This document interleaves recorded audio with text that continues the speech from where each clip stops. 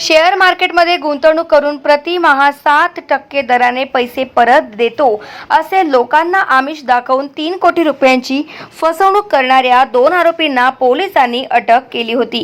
किसन चंपालाल पांडे वय वर्ष 21, कन्हैया चंपालाल पांडे वय वर्ष 24, दोघेही राहणे बनिया मोहल्ला आमगाव असे अटक करण्यात आलेल्या संशयित आरोपींची नावे आहे।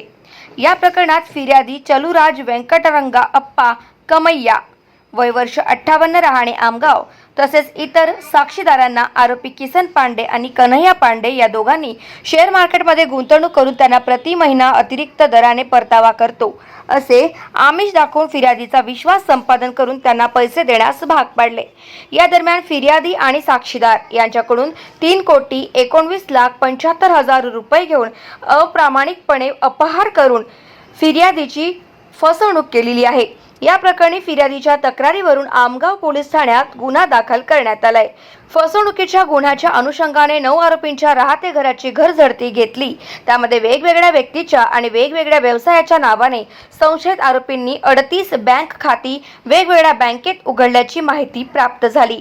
तसेच आरोपींच्या राहते घरातून 6 टीव्ही, 1 लॅपटॉप, 65,000 रुपये रोख रक्कम तसेच 1 नोट मोजण्याची मोठी मशीन असा मुद्देमाल जप्त करण्यात आलाय।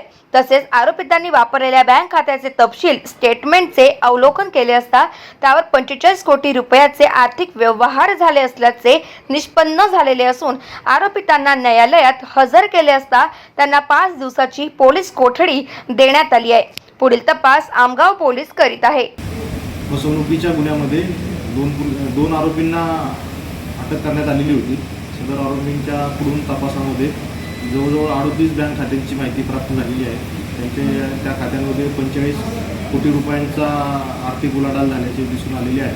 सदर आरोपींचा आज रोजी न्यायालयातून परत आणखी 5 दिवसांची पोलीस कस्टडी वाढीव मिळालेली आहे। आरोपींकडे आणखी कोणाचं फसवणूक झाली का त्याच्याबद्दल आणखी तपास करत आहोत। सर मला हे सांगा, त्यांच्या घरून जे तपासणी केली आहे काय काय साहित्य मिळालेले आहे? त्यांच्या घरामध्ये 65,000 रुपये रोख मिळालेले आहेत।